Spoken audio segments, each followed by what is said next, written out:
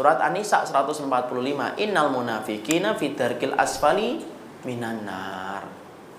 Sesungguhnya orang munafik itu ditaruh oleh Allah di dalam kerak neraka yang paling dalam. Itulah orang munafik. Nah mungkin ada yang bertanya, kenapa kok sedahsyat itu Ustaz? Loh iya.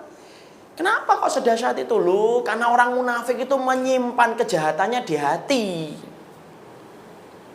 Kalau sesuatu sudah disimpan dalam hati itu harganya mahal, akhi. Orang munafik itu mungkin dia tidak berzina. Mungkin loh. Saya nggak mengatakan tidak loh. Mungkin dia tidak berzina. Tapi orang yang berzina di bawah Ustaz, enggak. Kalau dia berzina doang, dia ditaruh di paling bawah. Kalau minum khamr, minum congyang, enggak di paling bawah. Kalau kemudian dia judi, enggak paling bawah. Tapi kemudian ditaruh yang atas-atas itu. Tapi orang munafik, itu ditaruh di yang paling bawah. Kenapa lebih parah daripada zina, lebih parah daripada minum khamr, lebih parah daripada kemudian membunuh Ustaz? Loh, munafik itu kejahatannya itu dengan hati. Kejahatan hati itu lebih parah daripada kejahatan tangan. Apa kejahatannya?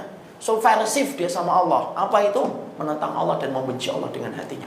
Dan itu lebih parah daripada semua yang dilakukan tangan dan kaki. Yang namanya hati itu mahal, akhi. Kalau tidak percaya, tanya sama orang tata negara itu.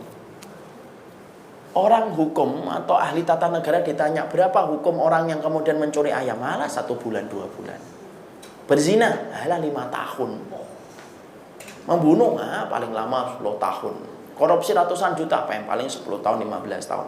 Tapi orang kalau merencanakan makar di satu negara, hukumannya bisa seumur hidup. Kenapa? Karena dia menyimpan kejahatan di dalam hatinya dan pikirannya. Dan itu harganya mahal.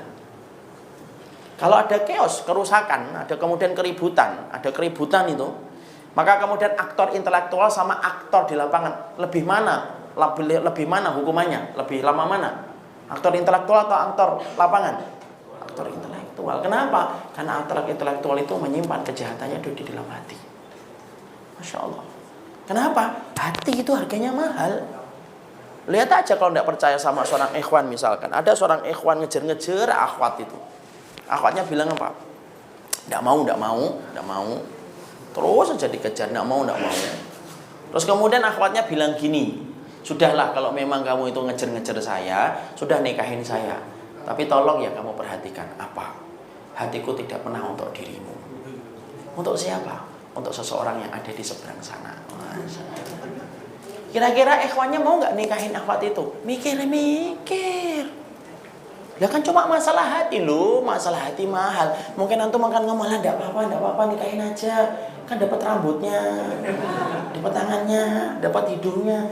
Tetap enggak mau ikhwan. Kenapa? Karena walaupun dia kemudian dapat rambutnya, dapat tangannya, kita sepakat hatinya dia tuh lebih mahal daripada yang lainnya. Ya atau tidak? Iya. Nggak usah dijawab, saya yang jawab. Ya, itu yang terjadi.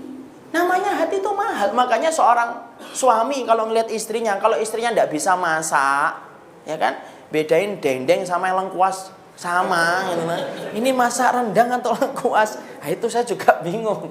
Itu biasanya masih memaafkan atau tidak memaafkan? Memaafkan. Sampai anaknya itu, ya Allah mama, saya itu makan lengkuas atau makan rendang, ini pokoknya tampilannya sama nak.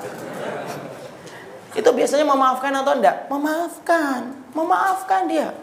Kalau ada seorang suami ngeliat istrinya enggak bisa kemudian nyapu, ngepelnya kemudian yang sini basah, yang sini kering banget, ya kan?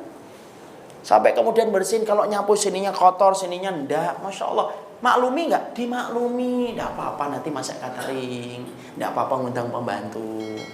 Tapi kalau ada seorang suami yang kemudian mendapati istrinya telah menyimpan cintanya untuk dirinya dan tetangganya yang bernama Bambang, sudah beda. Yang ketawa berarti namanya Bambang.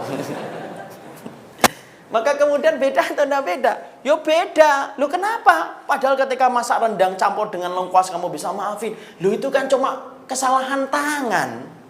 Kalau kesalahan ketika kamu telah menyimpan cinta untuk dia dan kemudian untuk Bambang, itu sudah beda. Itu hati urusannya, dan urusan hati itu mahal. Dan maaf, munafik itu urusannya hati, akhi.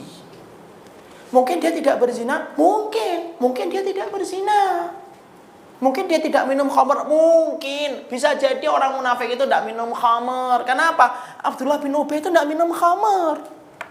Beda dengan Abu Mihjan As-Saqafi radhiyallahu anhu. Antum tahu kan Abu Mihjan? Tidak tahu insyaallah antum. Abu Mijan. Abu Mijan itu dosanya apa, akhi? Ada yang tahu? Yang tahu dapat hadiah ini. Akhfas satu. Apa kemudian dosanya Abu Mijan As-Saqafi? Apa? Minum khamr. Sampai berkali-kali kan kemudian dijilid. Tapi kemudian Abu Mijan kemudian kekal dalam neraka? Enggak lah. Beliau bertobat. Masya Allah ya. Tobatnya itu luar biasa. Tobatnya gara-gara jihad. Tuh. Pada zaman Nabi itu, seorang peminum khamr aja masih merindukan jihad. Kalau sekarang, enggak minum khamr, bacanya kitab belum tentu mau jihad. Abu Mijan As-Saqafi itu, kapan itu? Ketika kemudian beliau itu akhirnya dihukum sama saat kamu tidak boleh ya ikut perang ya, karena kamu minum khamr. Diikat itu, dia mendengar suara lengkikan itu, kemudian kuda, suara orang yang berjihad di jalan Allah. Nangis itu kemudian Abu Mijan, ya Allah, gara-gara minuman laknat itu saya tidak bisa ikut jihad. Tobat gara-gara tidak bisa ikut jihad. Kemudian akhirnya kelewatan itu, ada lewat salah satu istri yang komandan itu, tolong lepaskan saya dulu, nanti saya dimarahin. Nanti saya sebelum perang selesai, saya ikut, nanti balik lagi saya. Akhirnya apa, dibuka. Oh, langsung pakai topeng dia. Kemudian dia berperang dengan luar biasa. Saat itu Muslim hampir kalah. Dengan kedatangan dia merubah suasana, merubah keadaan. Sampai saat itu berkata, ini kalau Abu Mijan bukan saya ikat di belakang, ini pasti Abu Mijan. Padahal itu Abu Mijan. Insya Allah ya. Minum khamar tapi merindukan jihad di jalan Allah. Lah kemudian kita kembali ke munafik, karena tidak membahas tentang itu panjang ya. Di situ kita mendapati orang munafik, ikhwan. Mungkin dia itu tidak minum khamar, mungkin dia tidak berzina, mungkin dia tidak melakukan amalan-amalan dosa besar, mungkin. Tapi kenapa kok tetap adabnya itu seperti itu ketika di hari kiamat? Loh, karena dia menyimpan kejahatannya di dalam hati. Dan itulah yang disebut dengan tindakan subversif seorang manusia kepada Robnya. Yaitu ketika apa? Benci. Dan benci dengan hati itu mengalahkan kejahatan kelamin, mengalahkan kejahatan tangan, mengalahkan kejahatan kaki dan yang lainnya. Kenapa? Kejahatan hati tidak pernah dibuat ringan oleh Allah.